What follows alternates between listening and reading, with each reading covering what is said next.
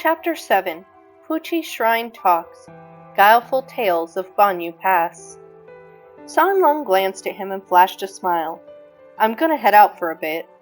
He turned and left after casually tossing those words out.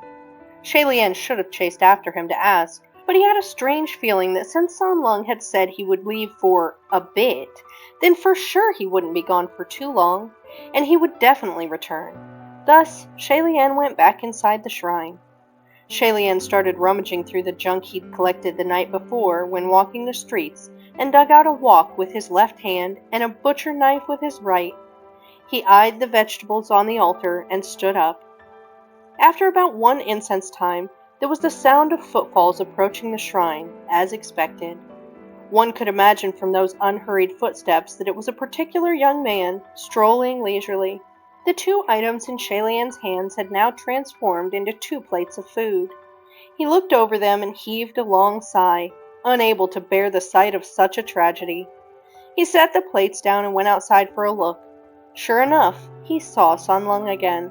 Outside the shrine, perhaps because of the blazing sun, San Lung had his red tunic peeled and tied around his waist. It revealed his white undershirt, and with the sleeves pulled back, he looked rather neat and tidy. His right foot stepped up on the top of a large wooden board, and he had a hatchet in his left hand. The hatchet was probably borrowed from one of the neighbors.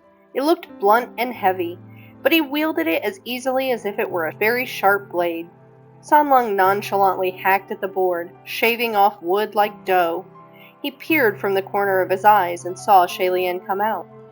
"Just making something," he said. Shailian walked over to watch and realized he was making a door. It was the perfect size, clean and beautiful, the surface smooth. Surprisingly, an exquisite specimen of craft. Shailian thought that, since he must have come from a wealthy background, San Lung wouldn't be the manual labor type. Yet, who would have known he was quite deft with his hands? "Thanks for your hard work, San Lung," Shailian said. San Lung simply smiled but didn't respond. He casually threw down the hatchet, installed the door, and then knocked on it twice. He said, "If you're going to draw a seal, at least draw it on a proper door. Works better." Then he swept aside the curtain and entered the shrine. It seemed that the strong seal on the curtains had no effect on him, and he didn't care about it in the slightest. Shailian closed the new door behind him, yet couldn't help but open it again, then close it. He opened and closed it again, then again. Amazed by how well it was made, Shailian opened and closed the door several more times before suddenly realizing how silly he was being. San Lung had already sat down inside, and Shailian left the door to bring out the steamed buns the villagers had offered earlier in the morning and put them on the altar table. San Lung looked at the buns and didn't say anything. He merely chuckled softly as if he'd seen through something, but Shailian poured 2 bowls of water like nothing was the matter. Just as he was about to sit down, he saw San Lung rolling up his sleeves. There was a small line of tattoo on his arm, something written in strange characters. San Lung noticed his gaze and pulled down his sleeves, then smiled. "It was done when I was young." It was obvious San Lung didn't want to speak more on the subject, so Shailian didn't pursue it. He sat down and looked up at the portrait again. "San Lung, you paint so well," Shailian said. "Did someone at home teach you?" "No, I just do it for fun." San Lung poked at the buns with his chopsticks. "How did you even know how to paint the Prince of Shanle?" Shailian asked. "Didn't you say I know everything? Of course I know how to paint him too," San Lung laughed. That was a cheating kind of answer, but San Lung was forthright in giving it. He evidently didn't care if his answers made Shailian suspicious, nor was he afraid of being questioned, so Shailian grinned and dropped the subject. Just then, there was a loud commotion outside the shrine. Both of them raised their heads at the same time and exchanged looks. Someone started knocking on the door urgently, shouting, "Great Immortal! Something's happened! Great Immortal, help!" Shailian opened the door and saw a number of villagers crowding his doorway. The chief saw the door open and called out in relief, "Great Immortal! This man looks like he's dying! Please, save him!" Hearing this, Shailian rushed to the group of villagers standing in a circle around what appeared to be a cultivator. He was unkempt and disheveled, with sand all over him, and his robes and shoes were tattered. It seemed he had been running for his life for a long time before collapsing and passing out in the village, where the villagers brought him to Pucci's shrine in a hurry. Shalian told the crowd, "Don't panic, he's not dead." He bent down and tapped a few of the cultivator's acupoints, and in the process, Shalian found a few spiritual accessories, an 8 trigrams map, a steel sword, and so on. This man didn't appear to be an ordinary cultivator, and Shalian couldn't help but grow grim. Not long later, the cultivator slowly opened his eyes and asked in a croaking voice, "Where am I?" The chief exclaimed, "This is the village of Pucci." The man mumbled to himself, I'm out! I've finally escaped!" He looked around him, and his eyes grew wide as he screamed in fear, "Save me! Help!" Shalian had expected this reaction and gently asked, "My friend, what's going on? What are you running from? Don't be afraid. Take your time to speak clearly." "Yeah, don't be scared. We've got a great immortal on our side. He'll definitely solve all your problems." None of these villagers had actually seen him perform any miracles, but they had certainly taken him for a real god, and Shalian didn't know what to say to that. Solve all problems? I definitely can't guarantee that. "Where did you come from?" Shalian asked the cultivator. I've come from Banyu Pass," the cultivator replied. The villagers looked at each other. "Where's that?" "Never heard of it before." Shalian explained, "Banyu Pass is in the northwest, a fair distance away. How did you make it out here?" I finally escaped and came here." His words were incoherent, and his mood unstable. In such a situation, the more people around, the harder it was to speak with everyone talking at the same time. So Shalian said, "Let's talk inside." Shalian easily lifted the cultivator up from the ground and helped him into the shrine. He turned to say to the villagers, "Everyone, please leave. Don't stand here and watch." The villagers, however, were very heartwarmed. "Great Immortal, what's happened to him? Yeah, what's going on? If there's anything we can do to help." The more enthusiastic they were, the less help they were. Left with no choice, Shalian told them solemnly, "He may be bewitched." The villagers were alarmed at hearing this. Bewitchment was no joke. Better not stick around. The crowd broke up and everyone hurried away. Shalian didn't know whether to laugh or cry, so he shook his head. He closed the door. Sanlung was still at the table playing with his chopsticks, and he eyed the cultivator askance. "Don't worry about him. Keep eating," Shalian told him. He then set the man down on the other stool while he stood. "My cultivator friend, I'm the shrine master here, and also something of a cultivator myself. Don't be nervous. You can tell us anything. I can perhaps offer you my meager assistance if there's anything I can help with." "You mentioned Banyu Pass?" The cultivator took a few gasps of air. After coming to a place with fewer people and listening to Shalian's comforting words, the man finally calmed down. "Have you ever heard of Banyu Pass?" "I have," Shalian said. "Banyu Pass is located within an oasis in the Gobi Desert. On nights of the half moon, the scenery was beautiful to behold, hence the name." "Oasis? Beauty?" The cultivator shook his head. "That's all from over 200 years ago. Half moon? More like half dead." "What do you mean?" Shalian asked. The man was upset, terrifyingly so, because at least half of those who pass through its gates disappear. How is that not the half-dead pass? Well, Shalian had certainly never heard that before. "Who did you hear this from?" "I didn't hear it from anyone. I saw with my own 2 eyes." The man sat up straight. "There was a merchant group needing to cross the desert. They knew that place wasn't safe, so they hired my entire sect to protect them on their journey. But," he cried angrily, "but in the end, I'm the only one left." Shalian raised his hand, gesturing for him to sit back down. No need to get so excited. "How many were you?" "With my sect, plus the merchant group, we were about 60 people. 60. According to Lingwen's records, in the 100 years Xuanji wreaked havoc, only 200 or so people lost their lives. But from what this cultivator said, This had been happening for over 100 years. If so many people went missing every time over the course of a couple of centuries, the numbers would be significant once they added up. When did Half Moon Pass become Half Dead Pass? Shalian asked. The cultivator replied, Maybe about 150 years ago? It was right after it became the territory of an evil cultivator. Shalian wanted to ask for more details about the murderers and this evil cultivator he spoke of. However, he couldn't help feeling that something wasn't right, and it didn't sit well with him. At that point, there was no way to hide that strange feeling, and he furrowed his brows and became silent.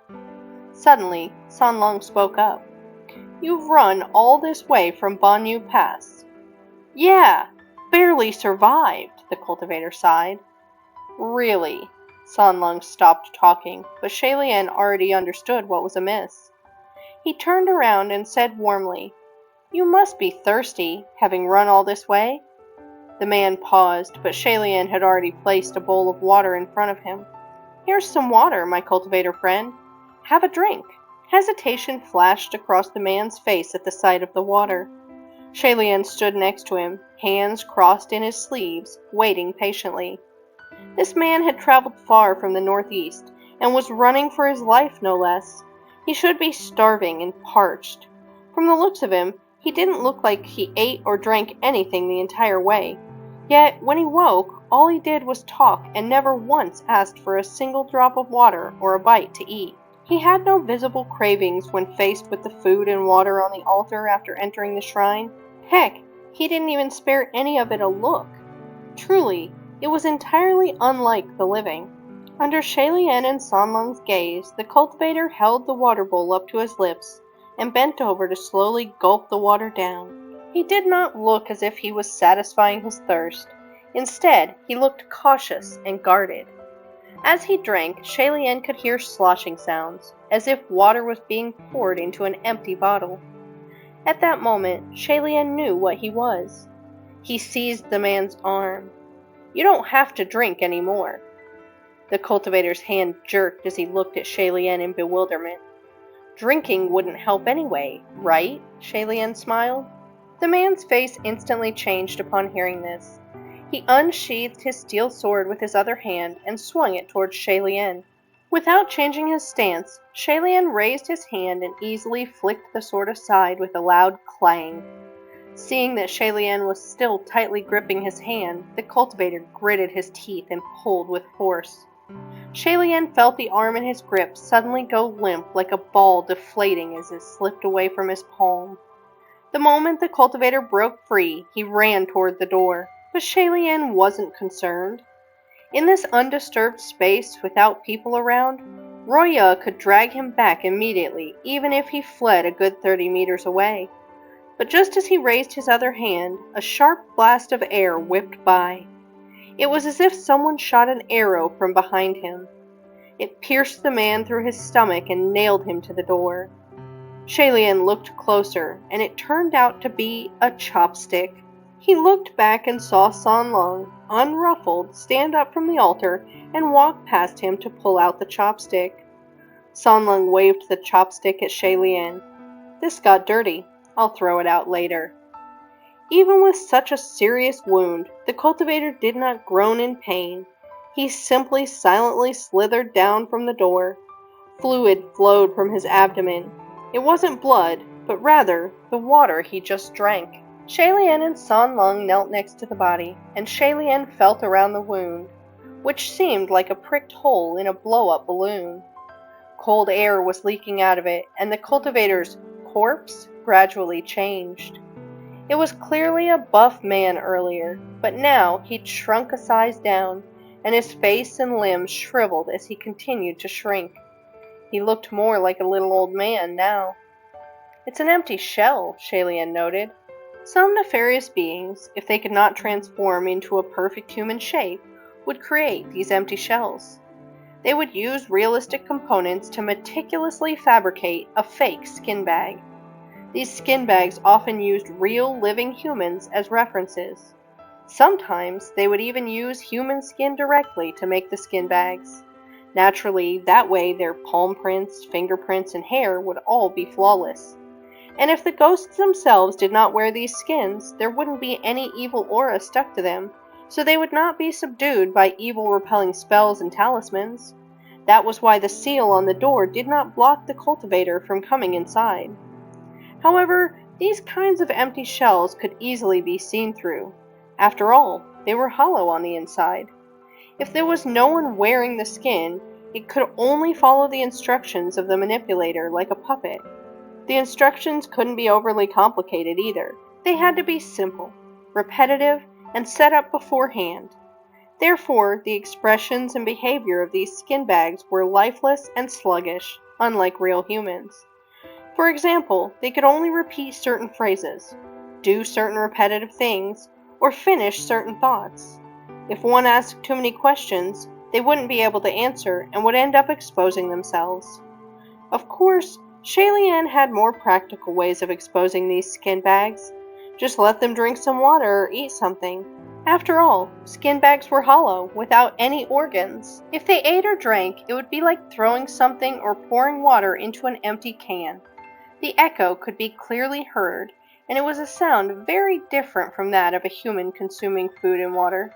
The corpse had completely deflated into a pile of withered skin. San Lung poked at it with his chopstick and threw it away. This shell is rather interesting. Shalian knew what he was talking about.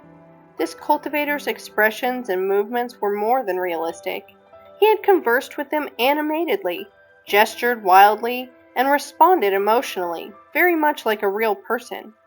Whoever was controlling it had to be quite powerful. Shalian glanced at San Lung. Looks like you're quite knowledgeable about the wicked arts too, San Lung. San Lung smiled. Not really. This empty shell sought Shalian out specifically to tell him about Banyu Pass. Whether it was fake or real, its intention was obviously to lure him there. To play it safe, he would have to inquire about it in the communication array. Shalian pinched his fingers and calculated the amount of power he had left. There should still be enough to use it a few more times, so he formed a seal with his hands to enter. The communication array was livelier than usual, and not because of deities bustling around on official duties. Rather, it seemed everyone was playing some sort of a game, laughing and shouting. Shalian was rather amazed. Just then, Ling Wen reached out to him. Your Highness is back? How are your days down in the mortal realm? It's all right, not too bad. What's everyone doing? They seem so happy, Shalian asked. Ling Wen replied, The Windmaster has just returned and is giving away merits. Why don't you go and see if you can grab any? Sure enough, Shalian could hear the many officials cheerfully shouting, I grabbed 100 merits! How come I only managed to get one? 1,000? 1,000? Thanks, Windmaster! Ha ha ha! It was like catching money raining down from the skies, Shalian thought. His donation box was empty, but first of all, he didn't know how to make a grab for those merits. And second, the officials must be very familiar with each other to play this sort of casual game. Shalian wasn't on good terms with many and didn't think it was appropriate for him to join, so he paid it no mind and called out to the crowd. Does anyone know of Banyu Pass? The laughing and shouting came to a sudden stop and silence ensued. Once again, Shalian felt depressed. It was fine if no one responded to his little snippets if they were odd or awkward. The other officials didn't share those, and he indeed seemed to be out of tune with them when he did so. But this was official business. The communication array was a place where heavenly officials often made requests for information on ghosts or mystic issues. If something came up or someone asked for assistance, everyone pitched in, giving suggestions or lending a hand. Those without anything to add would say, I'll ask around when I'm free. Banyu was work, so there was no good reason for no one to respond. Just then, someone shouted, Windmaster just threw out 10,000 merits!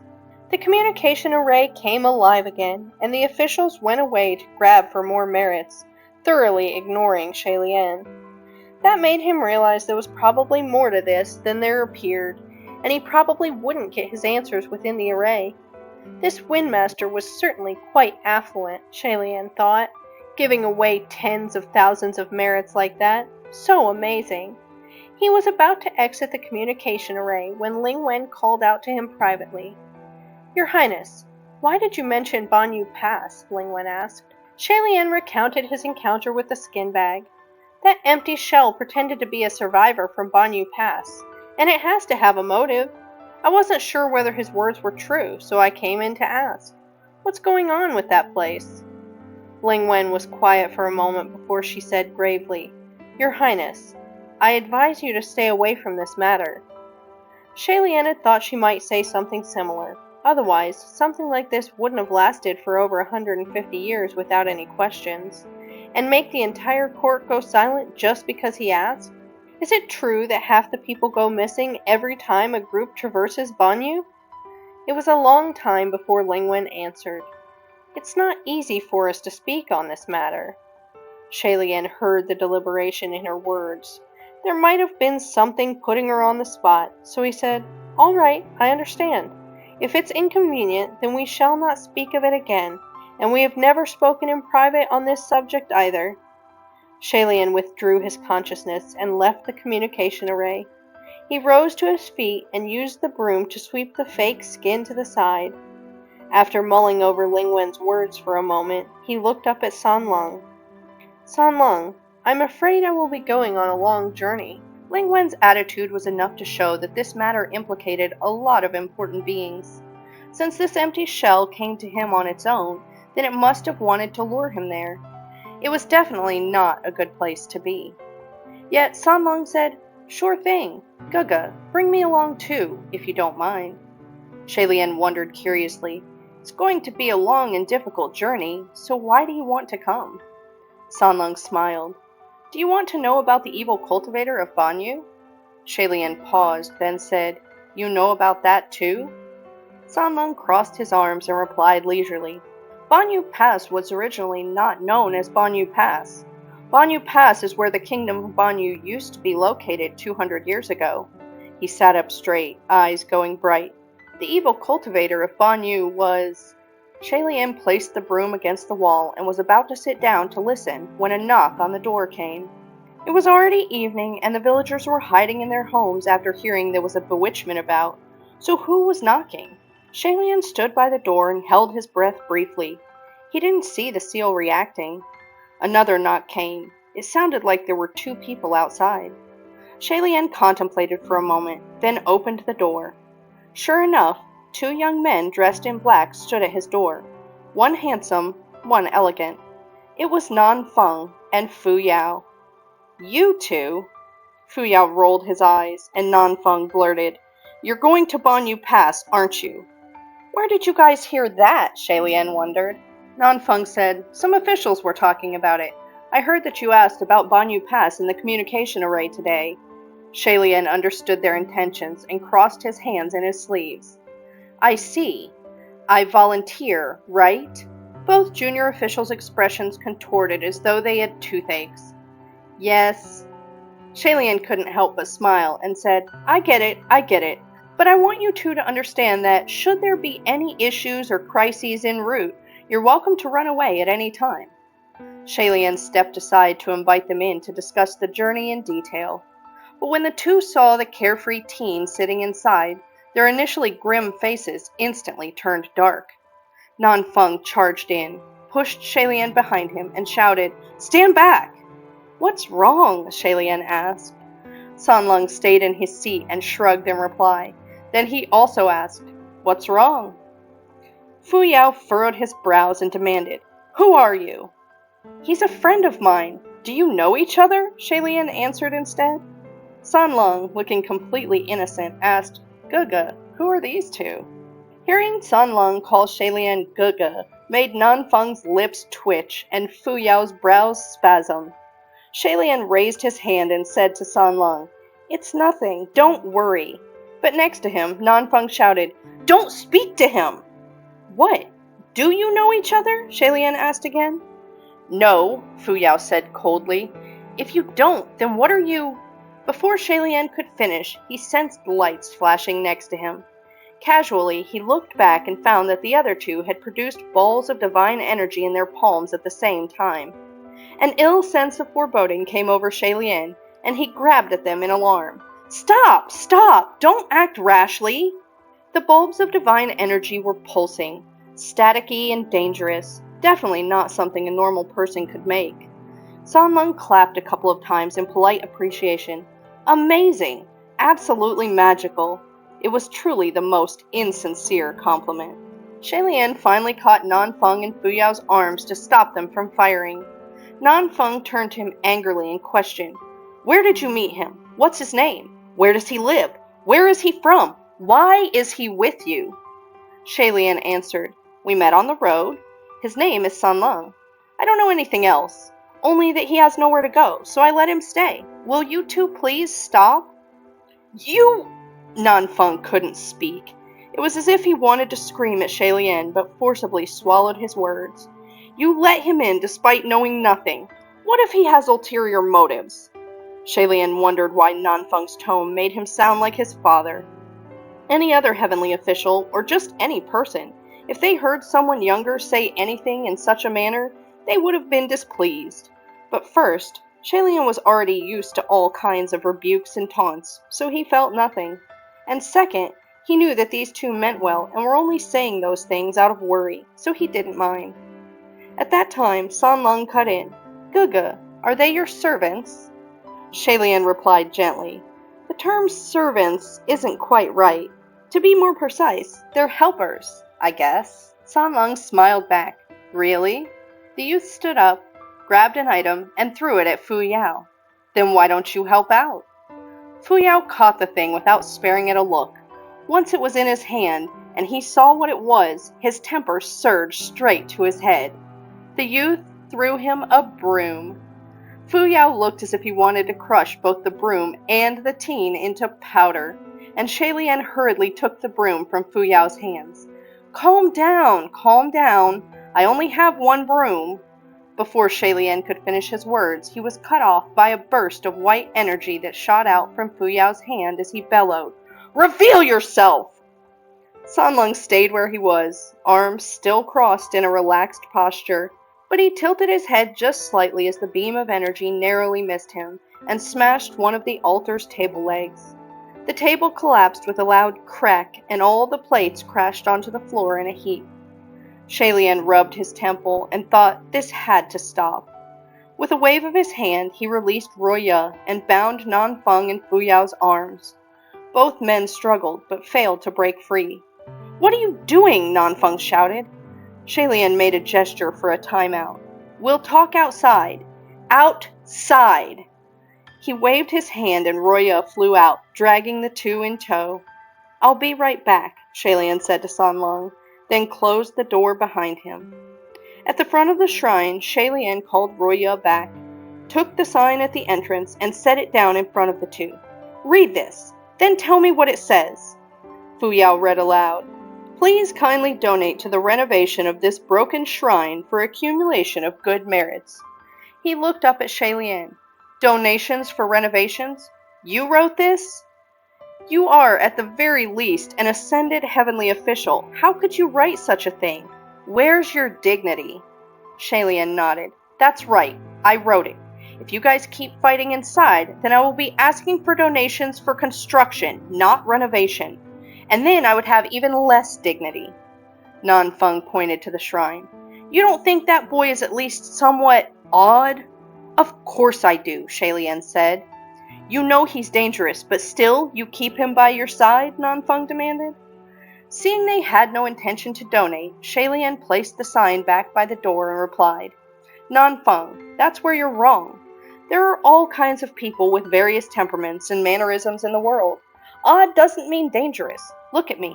I'm odd in everyone's eyes, but do you think I'm dangerous? Well, that was undeniable logic. Shailian clearly possessed transcendent grace, and yet he still collected scraps all day. Was that not the very definition of odd? Fu Yao demanded. Aren't you afraid he has ulterior motives? Shailian asked. Do you think I have anything worth enough for him to scheme for? Nanfeng and Fu Yao were stumped. Indeed, schemes against another were often designed because a person coveted another's treasure. Tragically, they honestly couldn't think of anything belonging to Shaylien that was worth scheming for. He had no money and no treasures. The boy couldn't be eyeing that junk he collected every day, could he? Shaylien continued. Besides, it's not like I haven't tested him. The two stared at him. How did you test him? How did it go? Shaylien explained his previous attempts. The results are inconclusive. I've already done so much. If he isn't immortal, then there's only one other possibility. A supreme. Fu Yao sneered. Who knows? Maybe he is a supreme. Shaylien said softly. Do you think ghost kings are as idle as we are?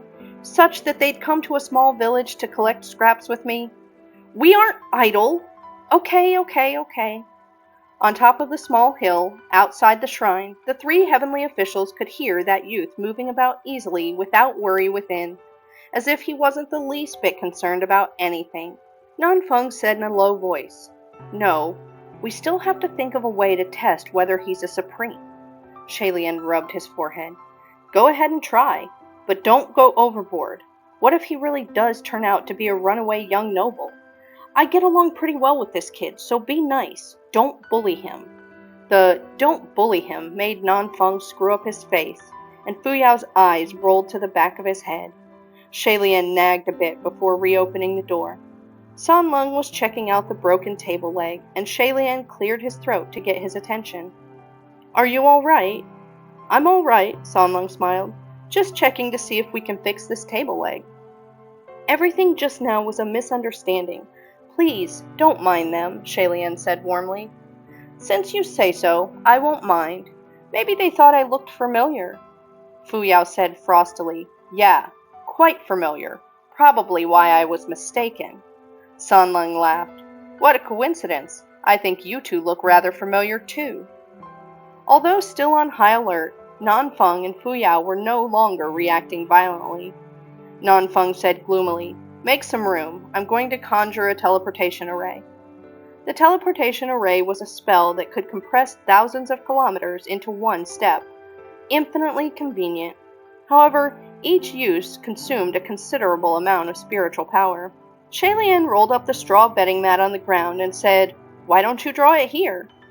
With all the commotion earlier, Fu Yao didn't have the chance to look at the shrine properly. Now that he had spent some time in the dilapidated shack, he looked around, feeling immensely uncomfortable. He wrinkled his brows. You live in a place like this? Shaylien grabbed a stool for him to sit on and replied, I always live in places like this. Nanfeng paused briefly when he heard that, and went back to drawing the array. Fu Yao didn't sit down, but his expression also turned complicated. He mostly looked shocked, but there was a tiny part that looked to be cheered at his misery. He quickly neutralized his expression, however. Where's the bed? This is it, Shaylien replied, hugging his straw mat. Nanfeng looked up to glance at the mat, then lowered his head again. Fu Yao side-eyed San Lung, who was standing there. You two are sleeping next to each other? Is there a problem? Shaylien asked pointedly. Alas, the two couldn't squeeze out anything more to say, so no more problems. Shaylien turned to San Lung. You were interrupted before, San Lung. Who is that evil cultivator of Banyu? Do continue. San Lung had been staring at them earlier, looking to be deep in thought, his eyes dark. He only snapped out of it when he heard Shaylien call to him. He gave Shaylien a small smile. All right. He paused for a moment, then began. That evil cultivator of Banyu was the state preceptor of the ancient kingdom of Banyu, one of the dual evil masters. Dual means there's two of them. Who's the other one? Shaylien asked. San Lung, having all the answers, replied. Another evil cultivator from the Central Plains named Feng Xin. He has nothing to do with the kingdom of Banyu. Shaylien widened his eyes and continued to listen. Turned out the people of Banyu were a brutish warrior race who frequently enjoyed invading nearby lands. They seized an important checkpoint between the Central Plains and the Western region, and the two countries constantly fought over the border. Battles, skirmishes, the conflicts were never ending. Their state preceptor was learned in the demonic arts, and the soldiers of Banyu trusted in them with all their hearts, willing to follow the state preceptor to the ends of the earth. However, 200 years ago, a dynasty from the Central Plains finally dispatched an army to invade, and it leveled the kingdom of Banyu. Although the kingdom of Banyu was annihilated, the resentment of the state preceptor and the soldiers would not disperse and remained behind to haunt the place. The kingdom of Banyu was built upon an oasis, but after its fall and its eventual metamorphosis into Banyu Pass, it was as if the aura of evil permeated the land. The oasis was soon swallowed by the surrounding Gobi. Some said they still saw shadows of Banyu warriors, giant and terrifying, with maces in hand, patrolling back and forth, hunting. Thousands of civilians who used to live there gradually migrated, unable to make a living in a dying oasis. That was when the rumors of disappearing travelers started to spread. All those who came from the Central Plains wishing to pass through must leave behind half their assets as toll, those assets being human lives. Fu Yao smiled without mirth. This young master sure knows a lot. San Lung smiled back. It's nothing. You just don't know very much, that's all. Shay Lian smiled in spite of himself, amused by San Lung's sharp tongue. San Lung continued lazily. This is just based on unofficial history and ancient records of strange supernatural occurrences. Who knows if the state preceptor of Banyu is real? Maybe the kingdom of Banyu didn't even exist.